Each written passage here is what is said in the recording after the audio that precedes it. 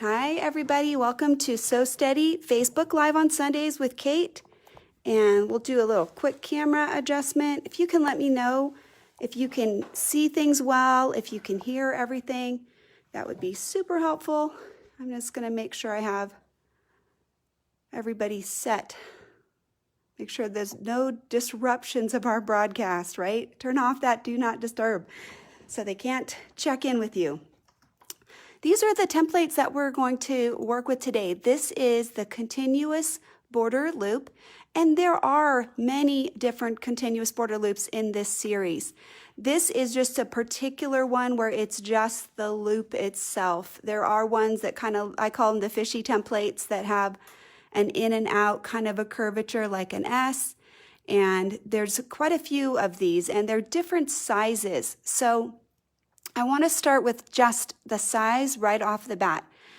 If you look at this line right here, there's several lines, right? But this line, the first one, if the foot is in this space, this is where the needle will align. So that is very important. This is the reference line if we're lining it up on a seam.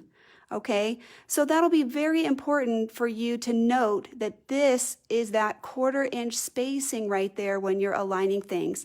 Let's flip it over on the other side so you can see the same thing. This line aligns with the tip, but the foot would sit like this and your needle would align right here. And you can see that because this is the stitch echo right here. So this is where the center of the stitching would be. And as you move across, you can use this as a visual alignment. The reason that I want to share these particular tools is I noted that somebody was commenting they couldn't find anything to help explain how to stitch these out. So we're going to stitch them out. And even more than that, I have created a fake border, a faux border, and we're actually going to stitch it and talk about some of the challenges that you might experience if your border doesn't match the exact size. So that is very important. So when I put my fabric up, I'm going to comment on something really quickly. So the reason I'm choosing pink today is I do want to highlight this is breast cancer awareness, and we have in our social media context, when I look at the demographics of who's our viewer and who is learning and watching, it's about 98% women. And even within that, breast cancer can also affect men. So I wanted to make sure that we have a nod to please take care of your body and go ahead and do your personal checks. Make sure you're getting your regular checkups, and more than that, to show some solidarity with some of our friends and our family that are experiencing this, going through it now, maybe have already been through it. And we know that it affects both the person that has that situation, maybe has cancer, but it also affects the family in so many different ways. So we just want to make sure that we are acknowledging that and offering our prayers for healing and peace, and just recognizing that that is a situation that impacts people. So this is my pink nod to all my friends out there. Let's go ahead and talk about the boundary really quickly. The template I'm going to start with, we have a few, and I've got a couple different designs, but we're going to just start with this one first. This one is in the border sampler set. This particular size is included in that. So if you get the border set, this is exactly what you're going to be having in terms of size. If you look at the numbers, the width right here is 2 inches. When you look at it, when it sews, you're going to get a loop that'll be centered here and another loop because they're crossing over. Here's an example of what I mean. This is my little scrap, practice piece. This is 2, but the individual loop itself is 1. So when this is stitching out, this is the 2 inch width. But if we do the overlapping, you're going to get 1 inch, 1 inch. So the little width of this loop itself is 1 inch. So that'll just be something for you to understand when you look at these numbers, what they're telling you. This total width here is 2, and the height is 3.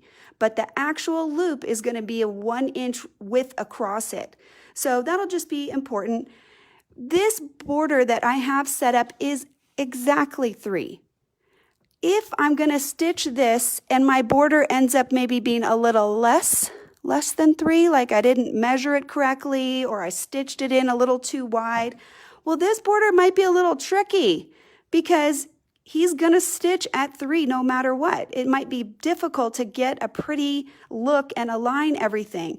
So a lot of times if the border is an exact size, then maybe I would use this at a 3.5 or a 4.5. And you do have a center mark that you can use to keep this in the middle.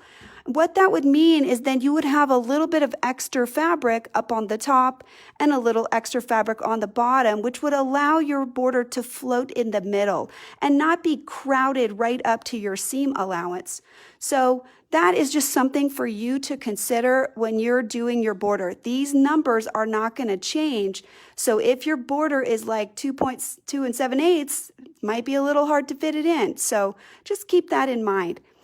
Where I want to start today is we're going to start right on the corner right here. So obviously this square, what I want to do is align on this position.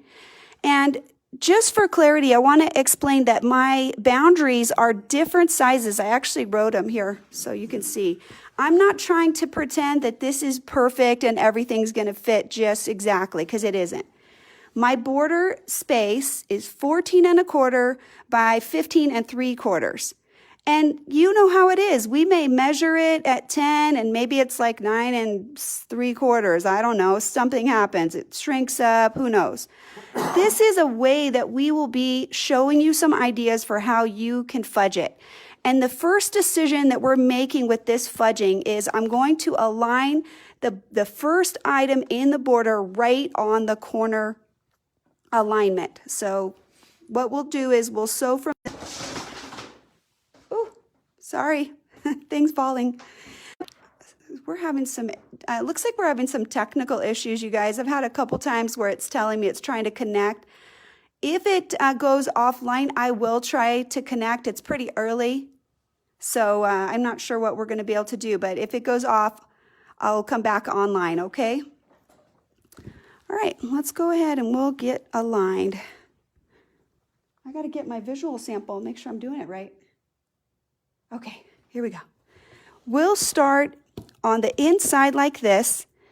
The reference line that I mentioned, that is the needle spacing, we'll align that right on this line. And then right here, the center line will be right down the middle.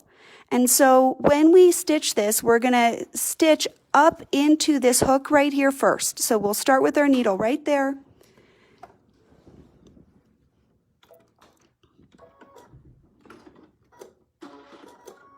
Oh, I cut my thread, I think. I don't know what it's doing.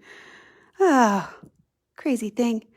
I'm pressing my presser foot down button, but I must have hit the wrong button. Okay, here we go. Oh, and of course now we don't have any thread. Darn it. I had already pulled the thread up too. Let me get that. There we go. Okay, start again. All right, so let's go ahead and get aligned right on that corner. We want to pick up that bobbin thread.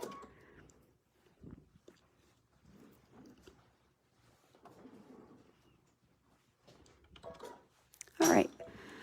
So again, stitching right up into this part of it. Let's see if we can get you down a little closer. It looks like we're kind of far away. There we go. I think that's going to be just a little bit better. Okay, here we go. Tack it right there before we move. And then nice, easy rhythm. Press your gas and stitch right up into the hook. Okay. From here, the way that this template works is you're going to hop over to the other side. So we'll line it up and I'll keep it aligned. Now, real quick, I'm going to turn it. I need to show you what the alignment is that you're looking for. I'll scoot this out of the way. I'm in the hook right now, and this little echo right here shows me exactly where the tip of this arc is. So I should be lined up right on the tip of that arc. This line also is indicating your 1/4 inch space. So I'll show you right here. This is the white line right there that shows the previous loop. And this line right here, it hits it right in the middle, right down here. This space right here should be a 1/4 inch away. This line is what we will touch when we sew down right here. And then this space right here is the first 1 inch loop. Okay, so I'm going to put the spacing gauge on there just so you can see that space.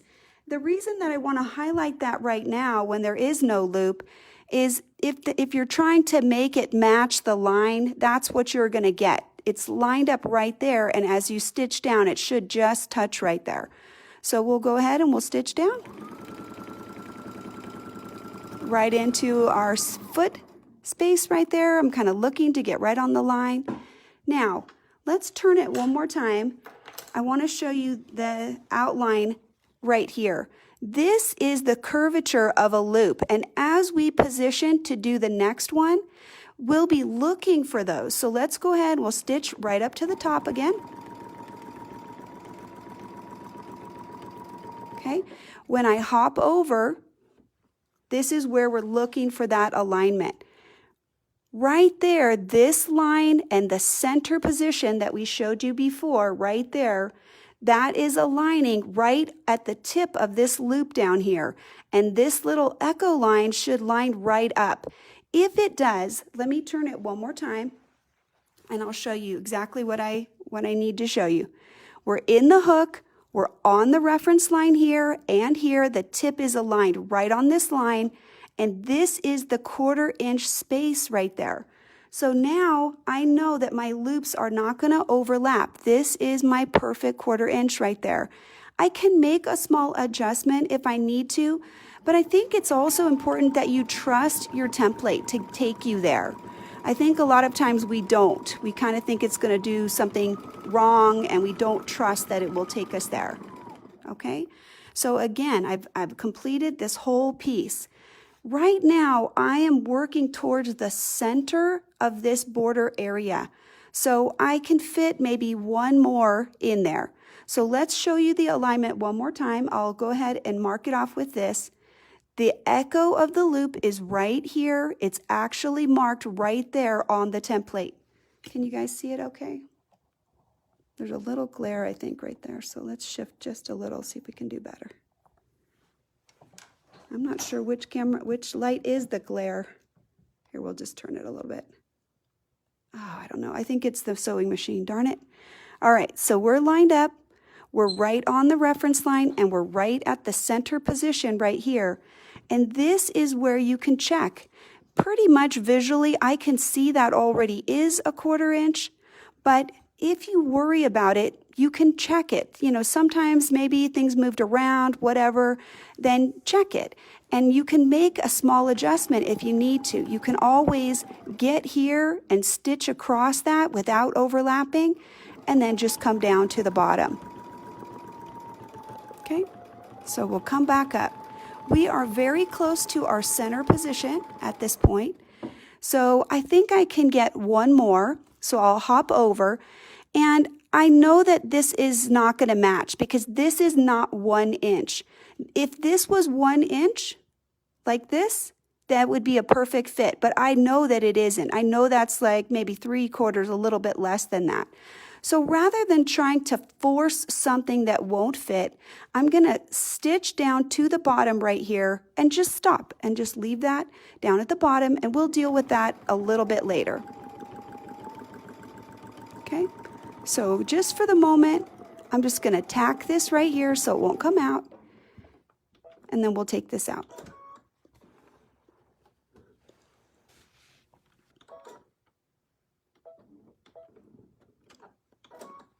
Okay, let's go ahead and cut those threads, and then we'll work from the other side and show you what we get on the other side.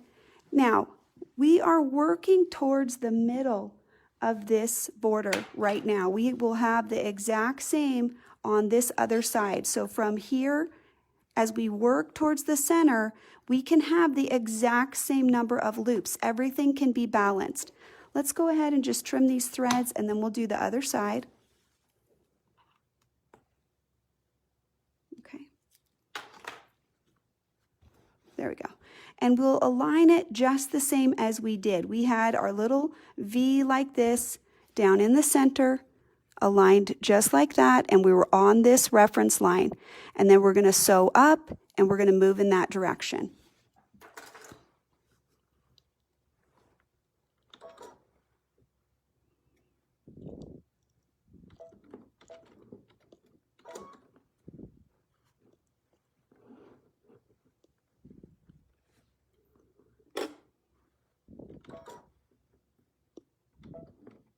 All right, I'm going to double check my lines real quick. I always have to tip it because the camera's in the way. Let me show you the alignment again. We're again right in the center. I'll tap to get my foot to come down. Then I can double check all my lines and use my references as I go. I'm lined right up on the top. If you're off on one side, like if this is not 3, if it's a little bigger, either use that center line as your reference to keep them all in the middle, or use one side or the other. Because if I switch back and forth, if this is a little bit bigger, they'll kind of go like this. So I'm going to use this inner line like I did before, and that'll help to keep everybody aligned. A little tacking right there, and then sew. Okay, hopping over, keeping everything lined up. Let's see if we can sew it this way. Maybe that'll help us get a good view. So right here on the tip, I'm right on the straight line. I'm a 1/4 inch away from the line back there, and I should just be able to touch that perfectly and sew along. And then I'm right in the boundary, and I'm aligned on this reference line. So this is the one I'm going to keep aligned the whole time, and then sew up to the top. Okay, hop over, and we'll look at the same reference lines each time. Right here, right in the center, following this arc, this is our 1/4 inch. So I can double check and make sure little smushing is always good, and that'll get me right in there so there's no overlap. I should just touch that line right there.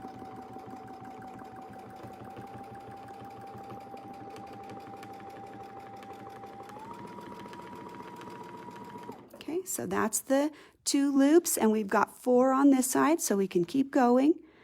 Again, using the reference line right there, line it up. If you need a little smushing to get everybody to behave, and then you can always use that spacing gauge, double checking that space right there, but it looks pretty good.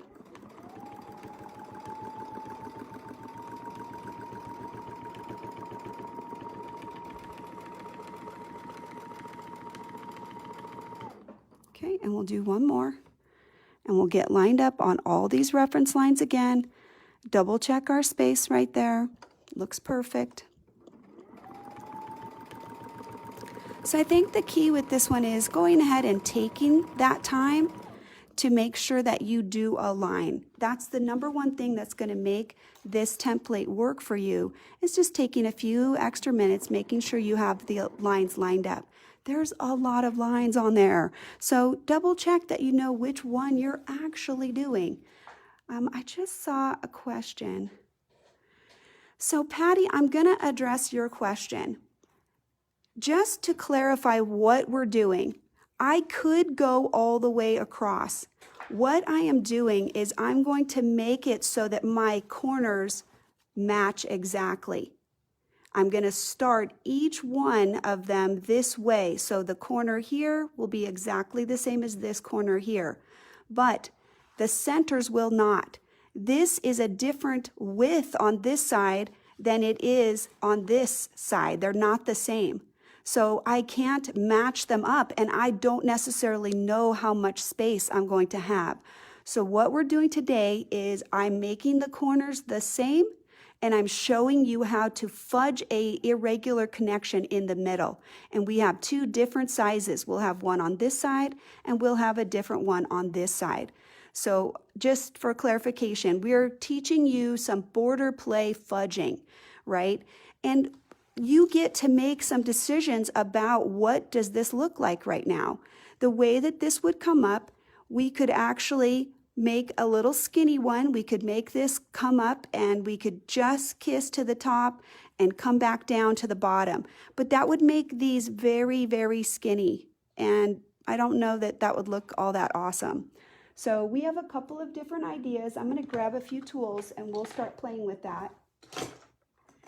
The first thing I want is, I know that I need something that's a little deeper than this. If this is 2 inches across, I need something that's going to take up more than that, because this is a little bit, a little narrower. So I could play with something like this. You know, I could try to fudge it so I could make that one match down on the bottom and just kiss that. But this is going to end up being very, very crowded if I try to do that. So what we can do is we can just do something totally different. We don't have to make it exactly the same. As long as it looks intentional, that is what is important. So we have a little gap right here that we know is about the same, and we want to kind of connect it to that. So I could make a center mark. Let's go ahead and just make that. It's about 1.5 inches to get to the middle. So let me mark that real quick. We'll just put a little reference line so you can see what I'm using as a visual mark. Okay. If I put that little arc on there, and I basically want to kiss in the middle, so I'm going to push the arc up so that I can do a little arc right there. And we would probably stitch the seam boundary in, so that's where that closure would come from. So since I'm already in this position, that my needle's already there at the bottom, I can actually just line this up. This is approximate to this curve. It's not the same exactly, but it's very close. And I can line it up. Maybe I'll just take 1 or 2 stitches so I can get everybody pretty much aligned right there. And I want to be 1/4 inch away. So that's what I'm looking for right there. I want my little loops to kiss right in the middle. Okay, and then I'll just connect it right here. And that's going to be right in the middle. And for easy convenience, we'll go back to the middle. And then let's just put the other one in like that. And then we have it continuous, and we don't even have to worry about cutting our threads or anything like that. So let me show you one more time from this side what we're looking for. We kind of would like to connect to this existing line like we did on this side. This will create this little triangle, which is kind of like these. So it's similar. It's not 100% perfect, but it's a nice, good, close relationship. So there's my 1/4 inch guide, and I'll connect this one, and then we'll just come back up to the top. Now, this is not exactly identical, but it's pretty. It's nice. It's simple. And we have kind of this same relationship in here where we have a little space and we have kind of a similar curve. So it is a very sympathetic way to create a really easy match in the center just based on whatever space that you actually have. Okay, so that was just one idea of how we can create something that works well if our borders are different sizes. And we can do something similar on the other borders, but we'll evaluate the space before we make a decision. Okay, let's go ahead and cut this, and then I'll show you how we are going to connect this corner to the rest of the boundary. That's why we have sort of the entire border marked in. If I wanted to, I could actually stitch around right now, but I won't. I want to just finish the border boundaries, and then if we want to do ditching, we could do that at a later time. So we've tacked that off. Okay. When I did this, I want to emphasize that this is one of 5 billion possible solutions. This is only one. The continuous border loops have a lot of different options. You can do anything that will fill the space.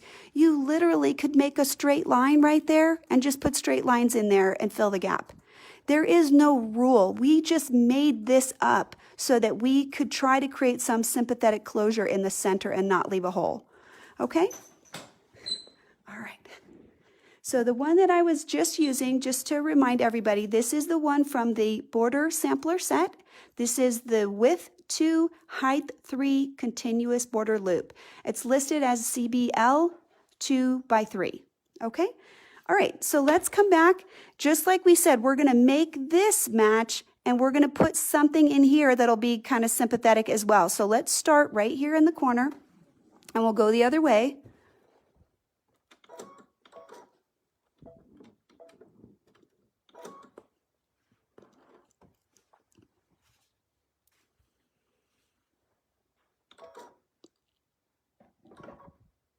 Okay, get our needle right there in the center. And just get those threads out of there. All right, just to show you again, we're lining it up right on the center position. And because our needle's up there, we are going to keep this line as the visual reference. So I think I need one stitch down just because we're up a little. Okay, so in to the hook.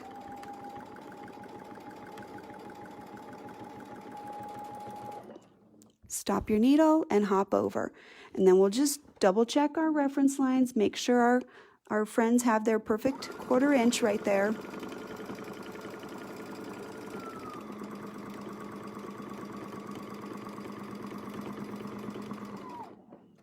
Okay, and we'll scoot over. Again, aligning everything right here on the center, checking that 1/4 inch, and making sure that we're on the reference lines that we need to be on. That's what's going to keep us nice and squared up to our border.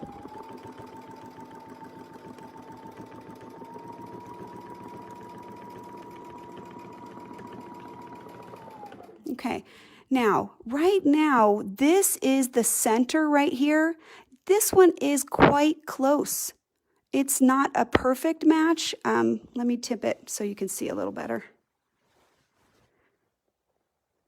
Our center line is right there. So you can see right here, we're pretty close. In this case, I might fudge it. And so we'll do that. I'll show you how. We're going to collect this one right in the next, and we're going to sew this one down. And right there, when I get down to the bottom, if I was this close and it was going to maybe be like a stitch off or something like that, I'm going to show you how you can adjust that. Okay, so let's go ahead and we'll sew down. Oh, let me get my foot control. He's flying away from me. All right, here we go.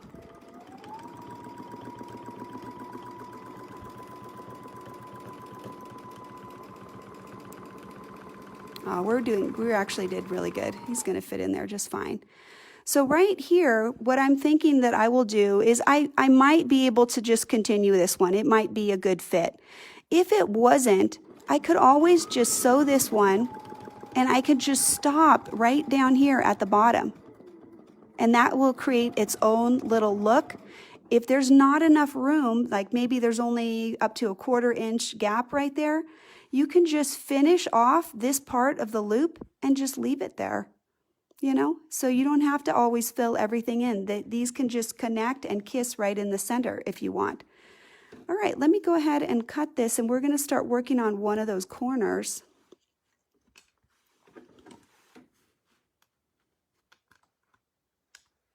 Oh, he's flipping around. I think I need a new piece of tape. Yeah, I got it right here, thanks. All right, just put that little fold in there on the corner. That will definitely help you so that you can take it on and off if you need to, but always have that tape nice and secure. And try and put it down far enough that you're not getting any interference as you stitch right there, okay? All right, let's go ahead and take this out and let's start working on our corner.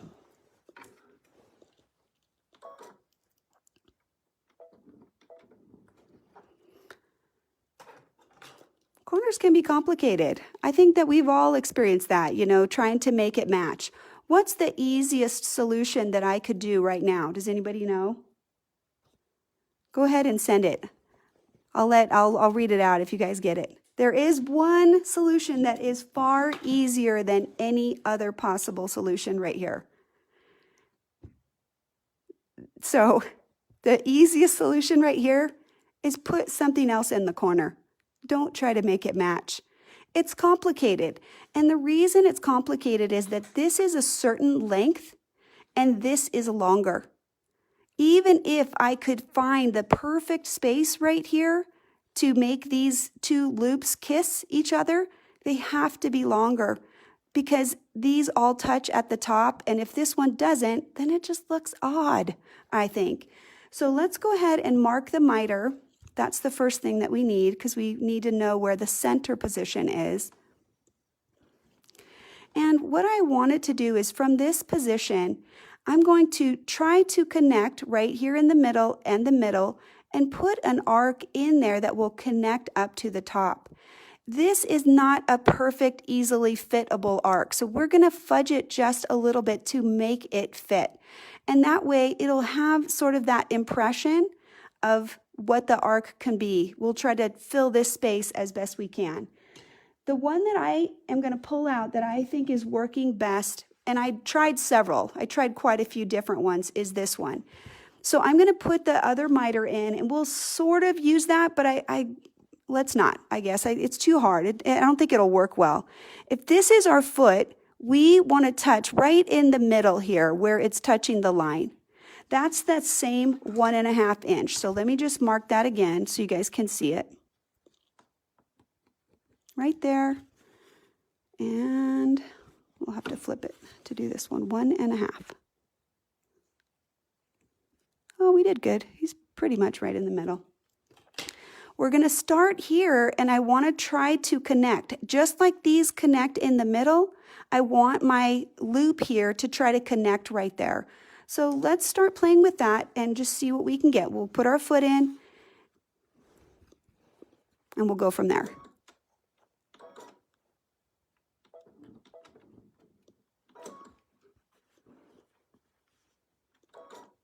Okay, let the needle stop there, get it centered, get it, doing its thing, tack it off a little bit, and then let's start putting this in. Right now, I want to connect this as best I can, and I want to connect it up at the top too. So it's a little bit of a challenge. Notice that it's not quite a good fit right there. So what I can do is, am I in the right spot? Yes, I am. Let's try to curve this just a little bit so that it'll curve 1/4 inch away. We'll just put this on with our spacing gauge just like that. And it'll make a nice curve. It'll curve in there. It's not the same as the previous curve, but it'll get us kind of up to that spot. Right when I'm at the middle, I can actually adjust this and get me up to the center. I can just rotate the curve. This curve is symmetrical. It's actually like a circle curve, so it doesn't matter where we're lining it up per se. Get right up to the top. And then let's show you what we have so far. So it's not perfectly smooth, but it's not bad. So then the next thing is we want to come back down to this center position as well. With our 1/4 inch, we want to be 1/4 inch away.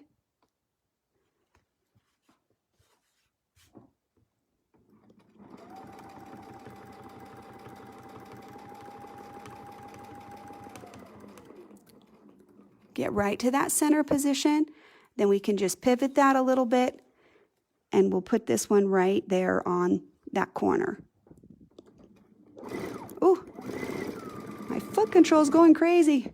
All right, so let's show you what we got. All we were trying to do was create a similar relationship. We've got a loop, and the loop is kissing kind of right in the middle. This space is pretty wide open. If I want to, I can put another arc in there and narrow it out, but it's not going to create the same relationship like the other ones have. So that's just some decisions for you. If you just want to put an echo in here because you feel like this is too open, or you can put pearls down the center if you want to do that. Another option that I have is you can just take another one of these little arcs and you can just put that on there and just put this same arc in there. So I'll show you what I mean. I can just take this, I'll put it in the foot hook and put this on. What's nice about using this particular one is this is exactly the same arc, so we can kind of play with that and get a similar shape in there. Oh my goodness. I'm sorry guys, my foot control keeps wandering. Here we go. So I've aligned the center up there at the top right with the center of the design. And now he's right in the middle. And then when I align this other side, I can align it to get me right back by using this side right here and aligning that right where the foot hook would be.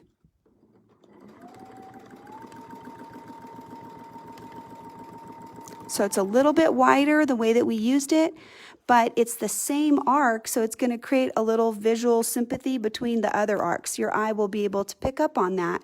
And then it's just provides some visual interest there instead of having it be so wide open. So again, these are just some workarounds that you can do, that you can create some unique little thing, and then that's your border, and it matches, sort of. So this is what we've got right here. The loops are not ever going to be able to, strictly speaking, turn the corner, and the more unpredictable they are, it's based on the size. You know, we just know that this cannot fill that space. So now we have kind of a related loop, very similar. We have a little space, just like we have in other areas.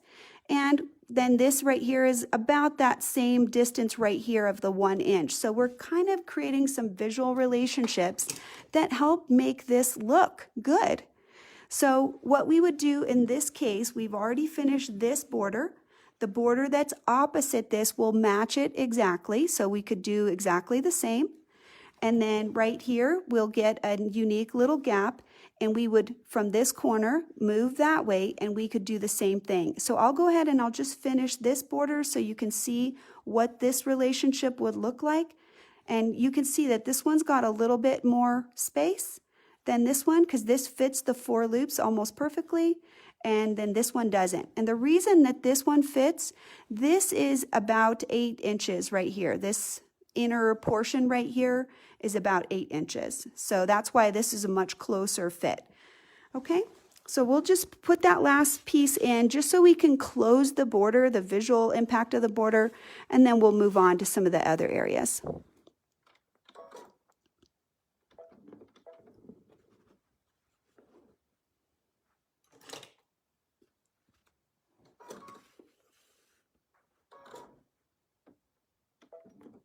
All right, get these threads out of there.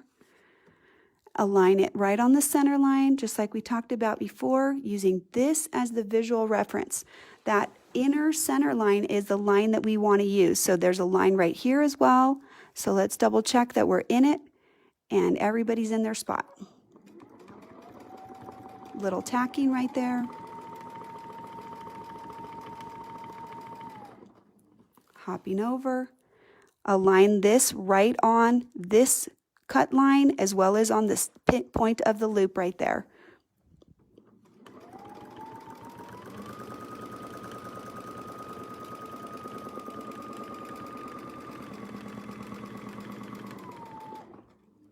Hop over and just double check it. Make sure everything's aligned right on the etched reference lines right there. That gets us right to this center position, and I can see right here where the loop comes in.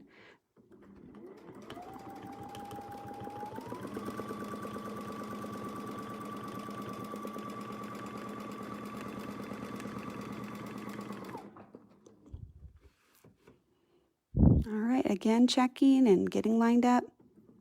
If this looks too big, you can always check it, right? If it seems like it is, you can just do like that, a little finger stretch just to close that. It looked like it was about 1 or 2 stitches a little bigger than I would have wanted it, so I just tightened it up just a little bit with my finger so I can get a nice fit. And right here, it's gonna just barely kiss, and I'm okay with that it's not. I know that it wouldn't fit. So I'll line up right here, and then we're just gonna sew right down to the bottom. And again, I'll double check that spacing right there. It looks real close, so we're good to go. So right here, we can just close that off. We can also fudge this if it doesn't fit right here. So let me just show you real quick. Let me take this off. Let's say that these two lines coming down would not meet at the center, which they don't because there's a gap. Let me show you the gap real quick. We have just a very tiny gap, but I could actually make this come all the way down to the center just by changing my arc a little bit if I wanted to. So then I could connect these down at the bottom if I want to. I'm still going to have a gap right here. This is only a certain amount of width, so I don't care. One of the ways that we can handle that is we can just change this a little bit. So let's do that. We'll just come over here to this point. This is the center point right here, and we're just going to put a little fudging right in here. So let's go ahead and we'll just come 1/4 inch over. So our foot is going to touch this line right here, and we can just echo this right into the center right there. Let's go ahead and we'll use this 4-inch arc since he's kind of a nice shape for that. We'll just line him up. We'll come right into the center. Now the needle's right in the middle. And right down here, we want to be at 1/4 inch away too. And what that does is, you might not think this is necessary, but what is happening is that gap is visible right here, and it's going to be visible continuously. So by putting a little transition in here, something that's different than everything else, we're acknowledging that. We're saying, yeah, we know that doesn't match. Look, I got a pretty little something something right there. Okay, so that's just something that lets the viewers know that that is intentional, and you don't have to worry about the fact that that one doesn't match, right? Then you don't feel like the person just was like, oh, they just didn't do a good job matching up their border. I don't know what's wrong with them, right? Then there's like, oh, this cool thing in the center. Doesn't that look so interesting? Right? It's just a little different, but it makes it look intentional. And that chalk line is going to go away, but the gap will still be there. So this way, we've made that into something. Okay? All right. So let's move on a little bit. So that's kind of the basics of it. And I just want to remind you that this is where we are making the corners have some symmetry of some kind. This is not the only design. We could do lots of different things. But what I was looking for is some kind of visual spatial relationships that I wanted to try to match up, try to keep this like around that 1 inch, trying to use some of the same curves, but making them longer so that it really did look like a very intentional idea. I want to show you that we can do some other things too with these templates. So I'm going to go ahead and start working in this area right here.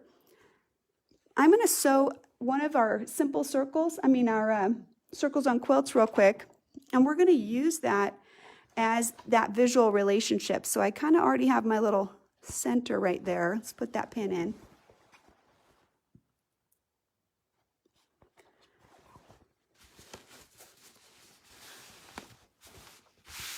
All right, and I want to do something really quickly before we sew it, because I want to show you how I decided what size I wanted. We're going to get a 7 and a 7.5. Let me put this on, and I'm going to just draw in a tiny bit of this right here, just so you can see a little bit.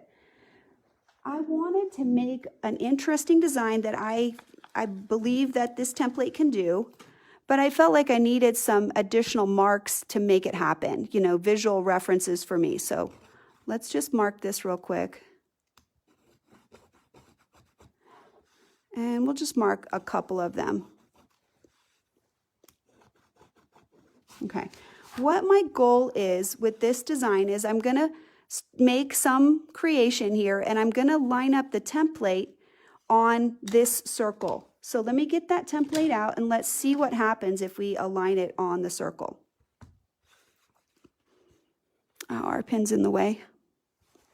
Darn it. We'll have to take them out. Okay.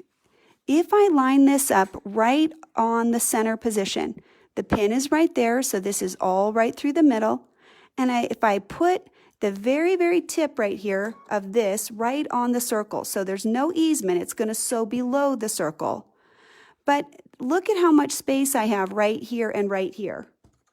This is close to 1/4. I'm not going to come all the way down. I'm going to come to the crosshair line. So I get a pretty good arc. I get most of this if I use that 7 as the reference line. So I thought I would go ahead and stitch it in, and that way it'll be nice and visible. If I were to use a wider line, so the 7.5 would put me 1/4 inch beyond out here. If I put this template on and I line it up right there, notice that the 1/4 inch right here is too tight. He can't fit in there, so there's no way I could even get into this crosshair line, so I would only be able to use this much right here. I would have to stop at this crosshair line. Because I want more, I want to use that other size that I know I can stitch into comfortably. So that's how I decided what size circle would be appropriate. I actually drew a couple of them on there and tried it and figured out what would be a good fit. So I'll put my pin back in. We'll sew that real quick. I do sit around a lot and play with them all day long. Do you guys do that too? All right, we need our 7-inch circle. So just put it on my pin. All right. I'm in the channel. And we'll just pull up that bobbin thread so we can keep track of them. I know, it's yelling at me already. Go down. There.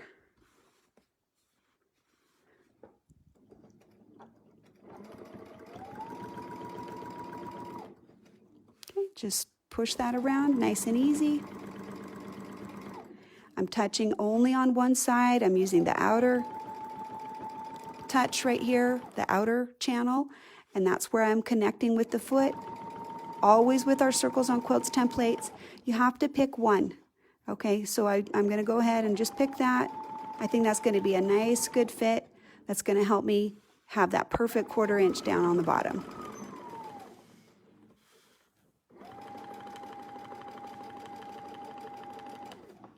Okay, we'll just keep going.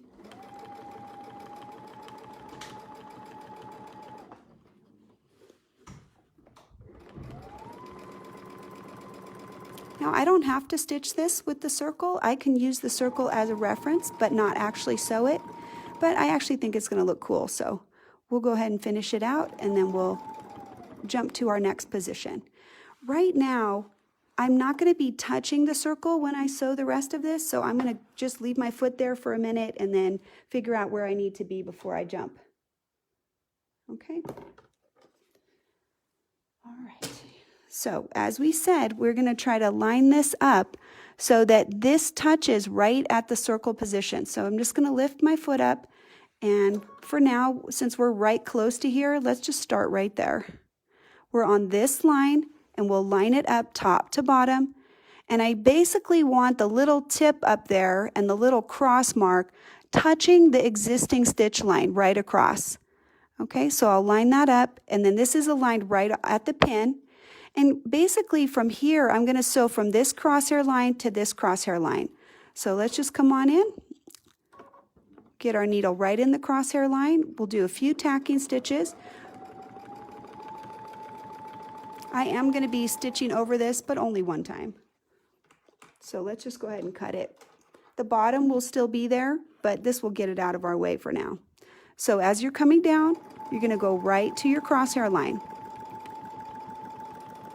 Make sure you stop in the crosshair line right there. Now, next part's important. I want you to see how many stitches, how many lines that we're crossing over, okay? This design is starting right here on this line, so we'll label that as 1.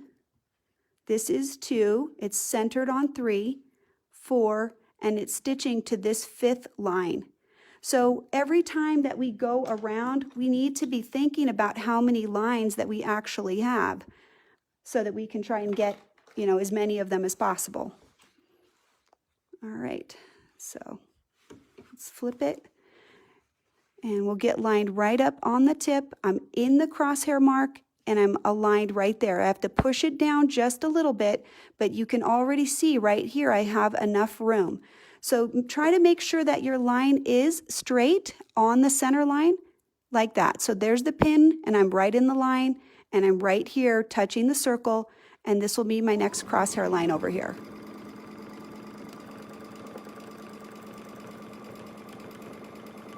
Stopping right in the crosshair line, and then again rotating so I have that same relationship. This should be straight and be able to be on the pinhole and on the center line. So I have to do a little juggling, but there's my 1/4 inch right on the next one. Let me turn it so you can see it as well. Right here, I want to be right in the center. He should be opposite this one right here. And then right here, I should be with this center position right on the circle. Okay, so we're crossing that second line, the points on the 3rd line, crossing the 4th, and stopping on the 5th. Okay, so we're right in our crosshair line, and now we can line this one up. Make sure I'm right in the center position. I'm checking all these lines, and right there, I essentially want to get back to that same design right there. It's pretty close right there. I think it's going to fit pretty nicely. So let's just go ahead and sew it. If it was a little big, if it was not perfect at a 1/4 inch, I can just manipulate this a little bit. I could just shift that a tiny bit so that I connect and close that loop right there, okay? All right, so here we're gonna sort of tack that off, and I'm just gonna come up to this crosshair line just to give me a little space so that I can do the next iteration. It's gonna do 4 of those lines at a time. This is an 8-point crosshair, so there's 16 of them. So we have just done 4 of those lobes. So here I can rotate this, and now this is the center line right here, and this makes that, it's continuous. We didn't have to start over, but I've got to get everybody lined up just like we did before. So I'm checking my center lines. This is right at the tip of the circle. So this right here is the crosshair line that we're looking for. So let's go ahead and we'll do this part of the crosshair first, because that's where the end is going to meet, and then we'll go this way.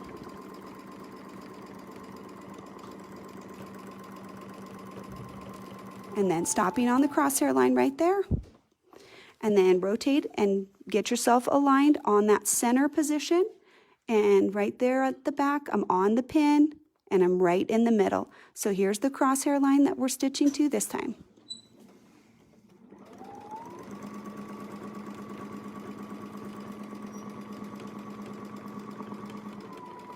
I kind of slow down as I'm getting to the line. I want to stop right in the line. And then I can just keep going, just keep rotating that. We know that this one is nothing, so we have to line it up in the middle. We'll double check all of our positions, get right down to the circle, just push him down a little bit and make sure we're right in the center. And then this is the crosshair line for that next one. Linda just asked, how many crosshair lines did you start with? Linda, thanks for the question. I started with 16 crosshair lines. So that's going to give me basically the 8 petals, because we have sort of that in the middle. There'll be 4 and 4. We can make more. Let's see what we get when we're done. I did this before, but I don't remember. So I'm right on the center line. And again, this one now, it looks like maybe he's a little bit off right here. We can check him with the spacing gauge. I think he's just a slight bit big. Here, let me check. We want to get right on our circle. That's going to affect this space right there. Actually, I think it looks pretty good. I think it's fine. I think he's going to stitch right into it. Right in the center and right down. Oh yeah, he fit just perfectly. Okay, so when we did this last one, let me just show you where we're at. There's no petal on this lobe, so I can sew up to this space and then I can align on that. This is sort of getting the foot out of the way on the inside right there so that I can, bonbon time, darn it. So now I can use this and I can get lined up again. What I like about this is I don't have to keep cutting my threads every time in between. I can just use that as a travel. So right here, I'm on the center position and I'm touching right there at the circle. If my foot isn't touching, because maybe I went a little too far, I'm just going to get there first. I'm going to make sure that he's touching the edge of the template and then I can sew. And remember, we said we'll go down this way. This is the crosshair line right here. So we'll touch that first. So right to the crosshair line, and then we'll go this way. So there'll be a little bit of double stitching. If you don't want that, you can cut your threads every time. There's nothing wrong with that. You're totally free to do that. So right where we are now, we'll keep rotating and we'll get centered on this next position right here in the middle. Make sure we're aligned on the back as well. I want to make sure my little pinhole is matching. So we'll be right in the middle. A little fudging. All right, there we go.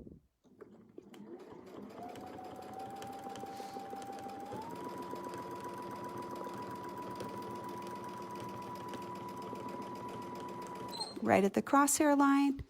And now we can line up with this next one.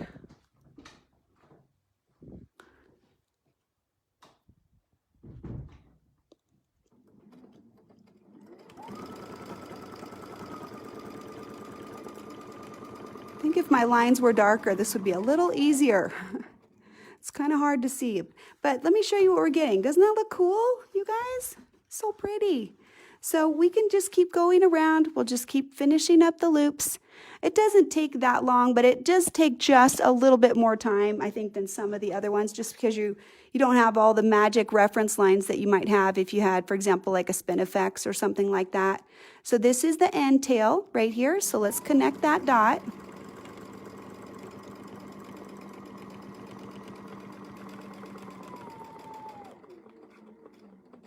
We're right there.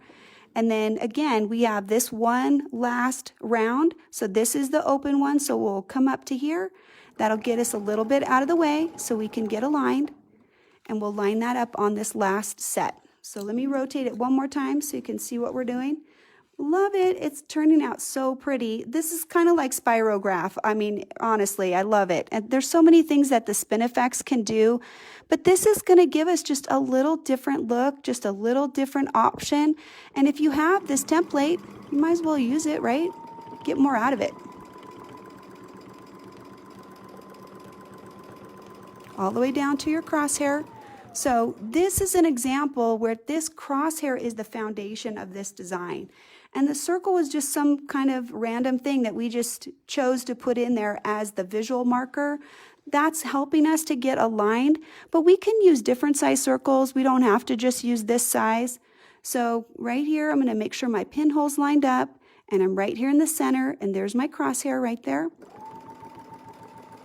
One of the things I really like about this design is I love this intermittent crosshatch that it provides. I think it just is really pretty. So we'll just keep going. I think we only have like maybe 2 more, and then we'll be done. Pushing it down so that he's right at the circle, and then checking my center so that I can have everybody aligned.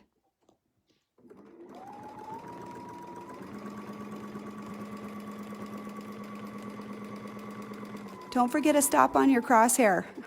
When I was doing it and I was practicing, and I sewed all the way down a couple times. All right, here's our last one right there. I think then we'll be done. So there's the end right there. And again, we'll just use our spacing gauge. But if you needed to fudge that for any reason, it's not hard to do. You would stop up here, and then you would do that last bit. You could just tip that very slightly just to make sure that these tails would connect. So if I was right here and this didn't match, I can just put this right on there like that, measure that exact 1/4 inch, and then I can just sew down. And that way I know that those designs will close and that they will touch at the right spot.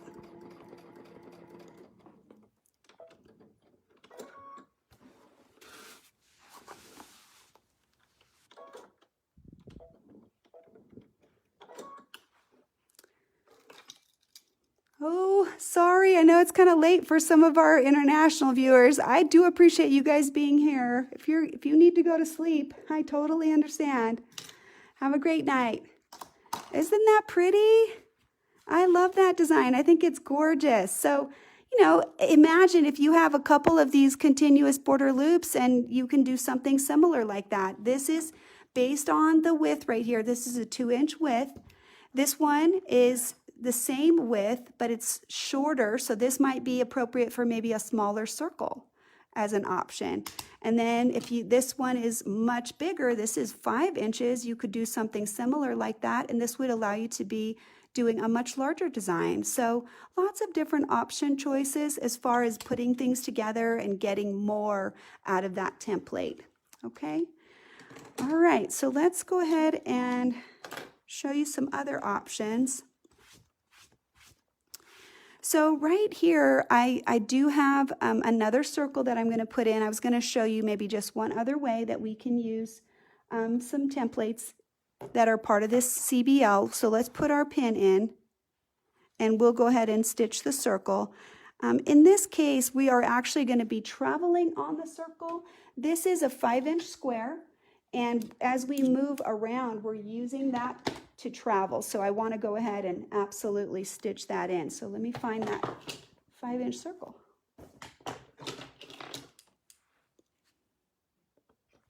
Okay, so just get right in the channel.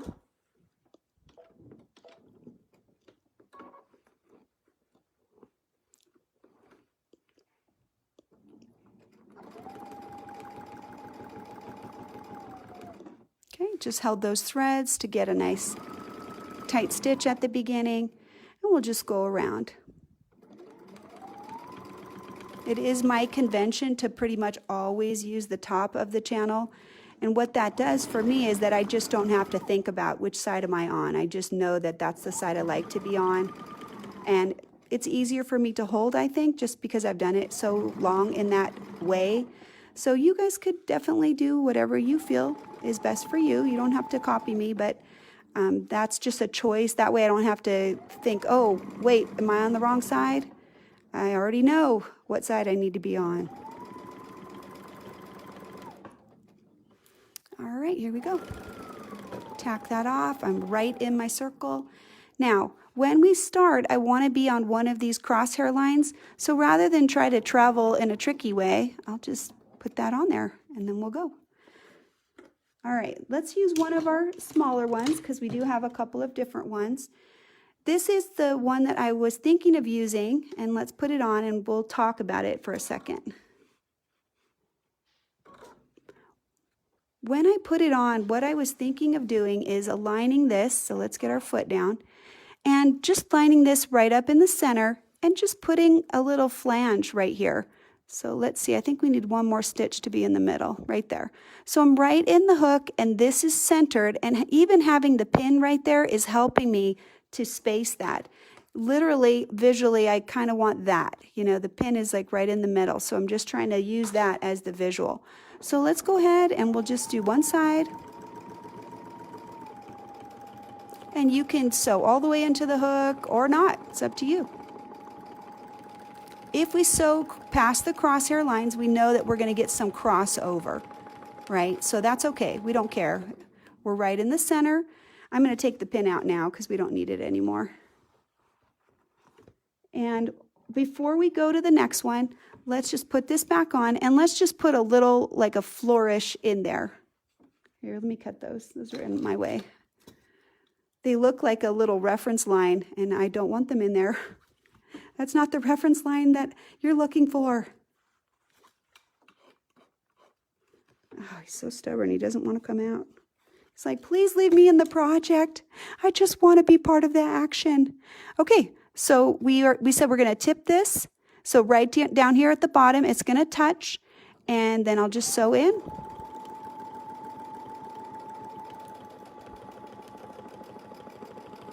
Okay, and I'm right at the center. And then just pivot again, making it touch on this side and stitching in. Now, I would say that it's kind of important to try to do both of those these flourishes at the same time because you don't want a big disparity in shape or size. See how one's a little longer than the other? So I want to make sure that I try to keep them nice and neat. Now, if I want to sew around this circle, but I don't want to freehand it, what can I do that is so easy? And thankful, Lord, I have it. I'm going to grab my template again, and we're just going to show you a super easy way to travel short distances on your circle. So this is my 5-inch circle, and I want to get to right there. I can line this up, and I can just put it right in the 5-inch channel like that, right in the middle. So 1/4 inch on each side, and then I can just use this and stitch right over to my next row. I don't have to put the pin back on or anything. I just have to travel a couple stitches, and now I'm there. So let's go ahead. We'll put this little guy back on, and we'll do the same thing. He's right inside the hook. We're right in that little pivot, and we'll line this up right in the middle. The pinhole's an easy reference. So we know we're going to get some crossover, and we're fine with that. Into the hook. This just allows for a little fun interplay between these templates in a kind of unique way. Then tip it so that the bottom is touching, just like we did before.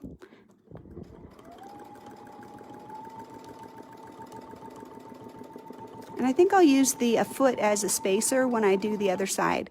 I'll use this center line, and as I tip it, I don't want to sew within that 1/4 inch. So when the foot touches the crosshair line, that'll be my decision to go backwards. That way I can keep everybody the same.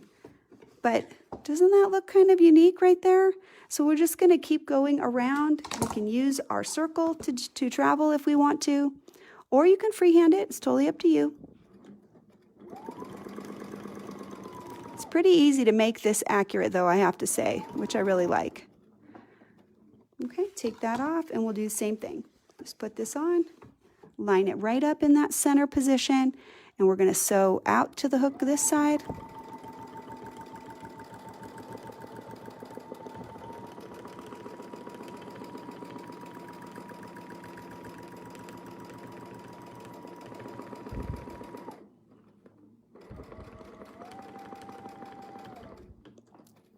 Oh, right in the center.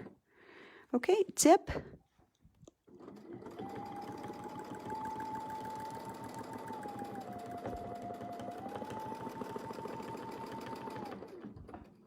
Okay, and go this way. Try to get it connected right there at the bottom. We're touching at a 1/4 inch and coming back.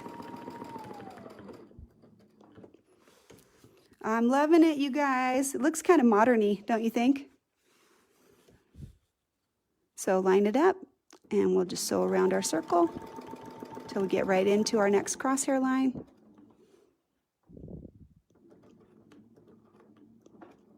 And then we'll put it back on.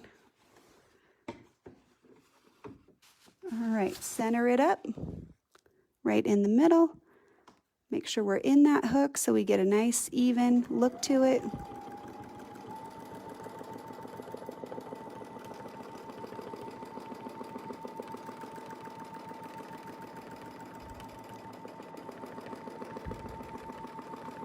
Back to the center and tip it so it's touching.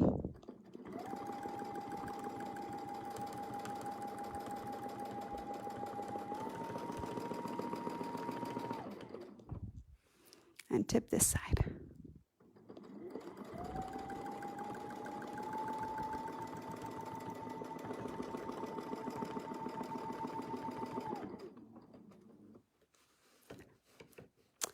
So Marla, I did not give you the size, but since you asked, I will tell you. This one is 2 by 2. This is the continuous border loop that is in the Quilt in a Bag kit. So if you have that kit, you would already have this, but you can buy any of these templates individually just by themselves if you prefer, but this one would be in that set if you were interested in that. And I just think it looks so fun, don't you? I'm loving it so far. So it looks like we could make these touch. So maybe that, this is the one where I didn't keep the spacing the same, but when we did it where it was a 1/4 inch apart, it looks like they're all kissing. And so I think I would come back in and I would make this one connect nicely because I think that's gonna look awesome. Let's just go ahead. We can maybe just do 1 or 2 more. We're already at 412. That border took up a lot of time. Let's just sew around, and then I wanted to at least do one more design, so we'll try to do at least one more.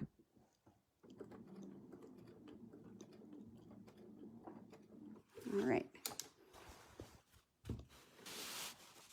So again, this is right on the center line. We're right in the middle here. As we sew this one out, I think he will connect. He looks like he will. So the fact that they do connect, I love it because it kind of creates some more continuity for the design, like it's going to be very intentional. They have a little interplay between each loop, and I love that. I don't think it did that when I did it before. When I was practicing, I didn't get that look to it, so I'm kind of excited about it now, actually. So right now, stitching until the foot is touching the center line. That's where we said we'd stop for those, and back. And then rotate this one, so I'm touching right here. I'm touching the existing stitch line right down here at the bottom. And hopefully that is this 1/4 inch right here. And in fact, now that I know that pattern exists, you could even make sure that he's touching by doing that. But I think he already will, just based on the relationship that he's already got. So we'll connect it and come back up to the top. So in this case, the reason I wanted to show this design is that the circle itself is becoming that travel line. That's what we're using to move around. So what that does is that provides a continuous vehicle for us to put these all in. So that was just some decision that I made that I felt like I could easily travel that way. That can be a way to make the design more continuous, just make it a little bit easier. So yeah, it's so cool, don't you think? I love it. Should we do one more? I don't know. I kind of want to finish it because I want to see how it looks. I will come back and I would adjust this connection because I really like how these touch and how the bigger loops are in the middle.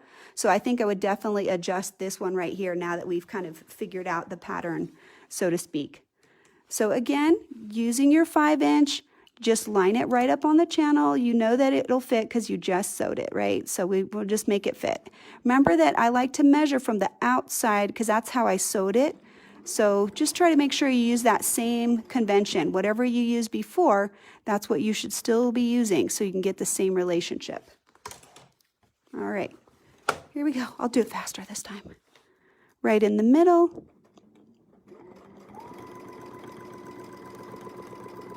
Try to make it connect. I'll put a little extra stitch to make sure it connected right there. It was 1 stitch off. Okay, and then we'll do this side.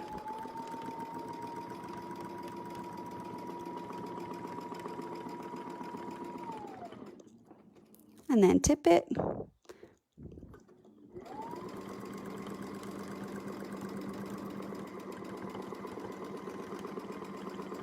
Back to the center and tip it this way. Right there, when the foot is touching the straight line, that's your stop point. And back up to your center.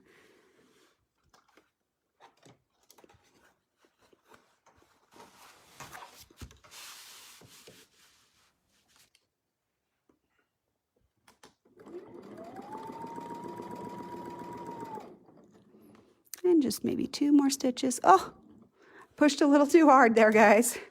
I got a little wonky one right there. That's okay. Wonky ones can play too.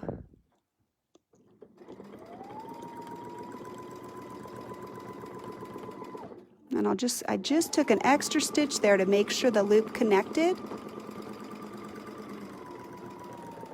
And same thing right there. He's going to connect just perfectly right there.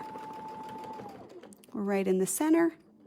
And then we'll pivot so that we're touching. Again, this is that 1/4 inch right there that we're going to try to connect. So if you wanted to make an adjustment, you absolutely could, just to make sure that they actually will touch. Okay. And then turn this one. stopping when the foot is touching the straight line. That's the visual spacing we chose on that side. Again, that's a random rule. I just made that up literally right now. Doesn't mean that it's random, that we do it differently every time. It just means that we are using that as the rule to help us create the same symmetry in the design as we go.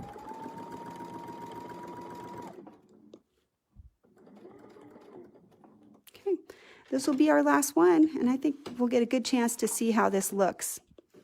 What did we say right there? Lining it up right in the hook. We're right in the center. I can already see I'm going to get the 1/4 inch on that side, and I'll be able to connect on the other side as well. Touching right there.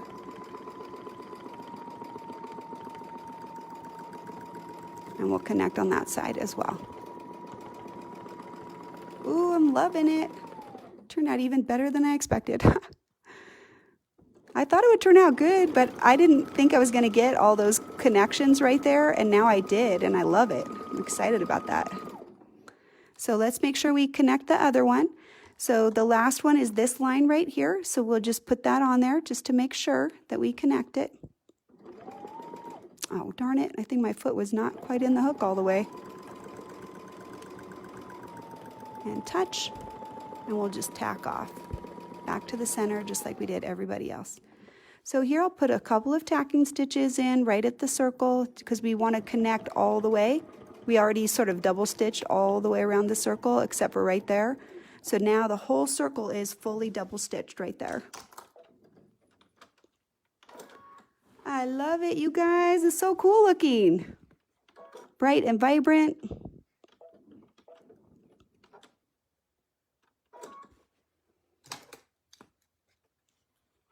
All right, and we'll just cut that. Love it. Doesn't that look so cool? So we go back and we'll fix this little bit right there and make that connect, and this whole thing is going to look amazing. Oh, so cool. Okay, let's see. Where are we at? We have one more space. I think we'll do, what I was planning to do right here is just do the same loop, but do the big one so you could see it, the really big loop that we have. Where is he? He's hiding from me. I got messy again now that I have all these templates everywhere. So let me clean up for a second. Oh, get on your stand. Okay, that's the one we used. Here's the big one.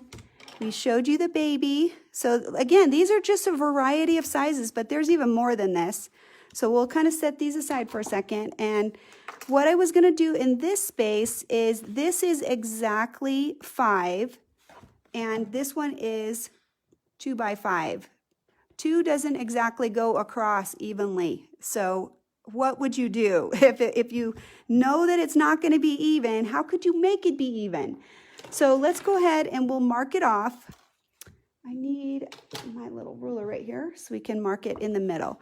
If this is a 5-inch space, we're going to start in the middle because we want our loop to be centered. So this is 2.5. And I'm just going to double check that it actually is even as well. Let's make sure it's 2.5 on this side. Oh, very good. It is 2.5. Okay, good. So now I can mark that center line. And when I line this up, I'm going to start in the middle and I'm going to go that way, and then I'll come back and go that way. This is how you can force the template to give you what you want. Now, I can line it up right like this if I want to. I could also line it up like this, where we have the loop touching right in the middle. Just for our purposes, I think it's just as easy to do it this way, but know that you can do either, right? And because this is continuous, I would just start in this and go this way. So this is still going to be in the middle, but when we come back, we'll have to connect from where we left off.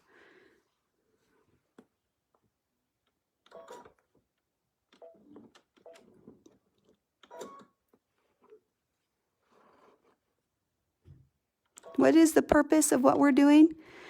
This is how you choose and you plan ahead to make your design centered in the space that you have. So if I have a border boundary and I want the loop to be centered in the middle, and work to the outside of the design. This isn't going to fit evenly because this is 2-inch wide loop. So I'm going to get some little partial out on the end, right? But this would be how you make it match in the center. Okay, so again, this is the center line right here, and this is the 1/4 inch, right? If there were loops coming from this side, the loop would touch that line. This is the 1 inch. You can literally put your spacing gauge right there, and it should be exactly at 1 inch, just like that. So again, use the visual reference lines to line that up, and then you'll be perfectly positioned.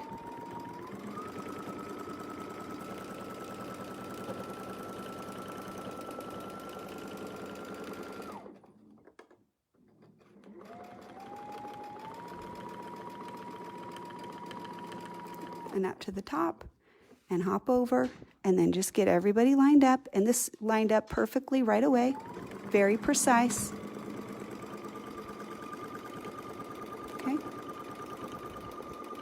And here.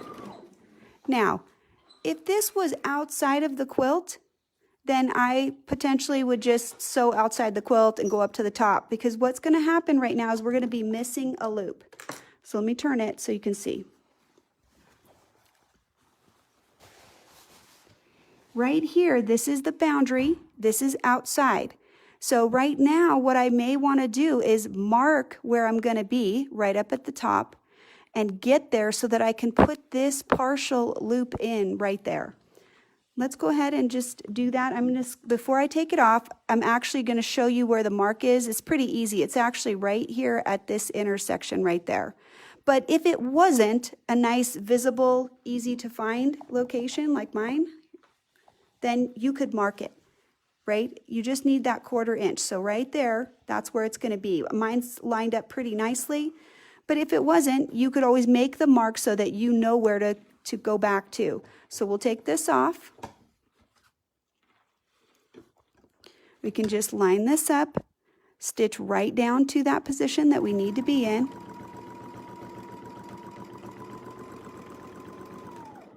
Okay. That's where we would anchor it, right in the foot hook. We'll just put this back on.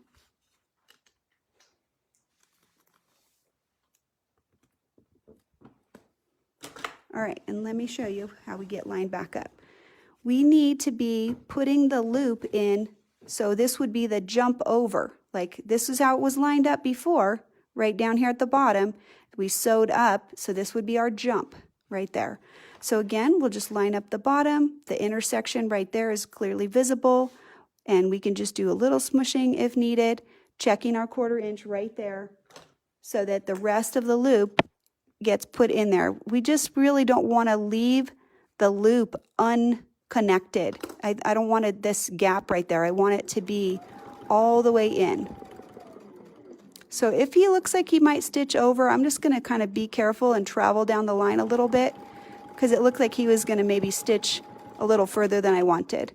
So basically right there, we're done. We'll tack off right there. That would be our stitch boundary.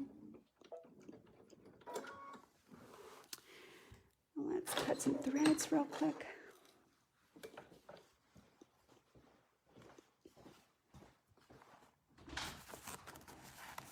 Okay, so the learning objective for this one was the fact that now our loop will be perfectly centered right in the middle of whatever space, because we centered it and we worked out. So now, in order to finish this side, I'm going to start right there, and I'm going to work the template that way to finish out the design.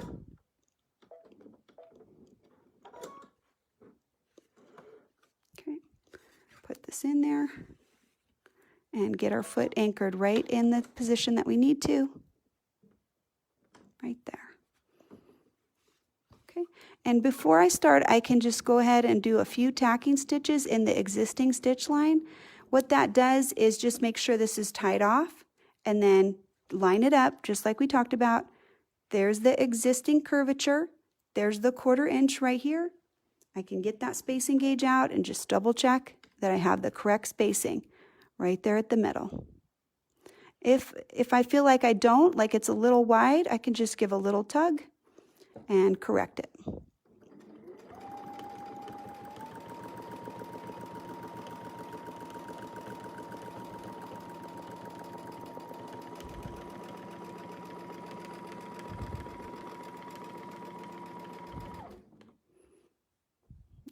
threads are in the way. Darn it, hate that. All right, aligned right there, right on that etched line, right there at the center of the loop. It's lined right up in the middle. And then just double check your spacing right there. If it looks a little wide, just give a little pull and keep stitching. Ooh, bit myself. Hate that. So right there, we're right at the end, exactly where we were on the other side. So in this case, what we would do is, again, stitch down to the bottom. And just because of the spacing, because this is a 1-inch loop, we basically have 1/2 inch on each side. We know that we can literally just use the mark that's right there on the corner. But again, if you didn't have that, or your boundary was less regular than mine, because mine is exactly 5 inches, then you could just make the mark wherever you needed to, wherever this told you to make it, and then you would be perfectly ready to stitch the last bit of that loop in. So just come right up to the corner,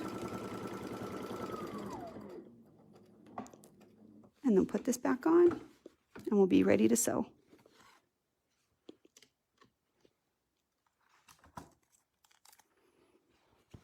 All right. So let me flip it so you can see. This was the bottom. So if you have trouble getting oriented, just line it up on the last stitch line that you just did. This was the last one we did, and we know now that we've got to hop over, and then we can use all the reference lines that we already have right there. The whole loop is aligned right there, and I can do a little smushy right there. I'm lined right there up at the tip, and now I can put this partial loop in there. Ooh, he looks a little big. Let me see. Maybe a little bit. We'll just give him a little tug.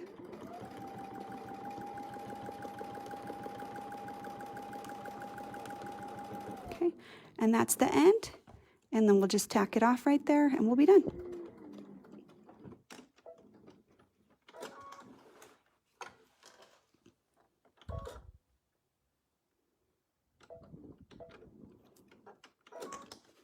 I'm not going to sew the last design that I have, but I will mention it because I think that it's worthwhile.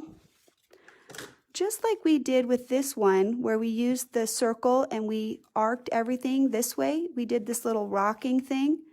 We can do something very similar from this. We can do anything like this. We can put this on the diagonal, and we can put this little arc in here with a little flourish, and then we could travel around the outside. And we could use different sizes. Maybe this one fits well right here towards the middle, but maybe we want something longer. So maybe we could use a different size depending on what fits in our diagonal. You can test all of that out with your stitching line discs, and you can also use your ruler stickers a lot of time. Like if we knew how far it was here for us to connect, I could have put little ruler stickers on there, and then I would have had an easier time fitting that in. That first one, I didn't have that nice rhythm, and then we figured out exactly the spacing that we needed. So if we figure that out, you can use those ruler stickers, and you can put a little mark on your template, and then you don't have to guess. So that'll be nice as well. So you guys, it's right at 4:30. So I know Honey is like, come on, I need some help with dinner. So have a great weekend. Happy quilting. I want to share 2 things before I sign off. I am teaching live in Oklahoma City, actually in Moore, Oklahoma, coming up this weekend on Friday and Saturday. So if that is your local area and you would like a live class, I am so excited to be going, and I would love to meet you and to see you there. A benefit that you have with a live class that you don't necessarily get virtually is I can see your body position, I can see your hand position, I can help you change ergonomics so that you can be more comfortable, and that's something that is very unique in a live class. So if that's important to you, that's an option. And then the other thing is that I will be offline on Sunday for the next 3 weeks because I will be traveling. This Sunday, I'll be coming back from Oklahoma. The week after that, I will be coming back from Houston. The week after that, I will be coming back from Arizona. So look for me in those places. I will be at Houston Quilt Festival. I'm so excited to go. You have no idea. I just think the synergy and the creativity there is awesome. So hope to see you there. And I'll also be doing the Bridge of Friendship Quilt Show in Lake Havasu, Arizona in the coming week. So if you are in that area, I would also love to meet you. So have a great week, you guys, and have a terrific rest of October. Happy Halloween. Bye.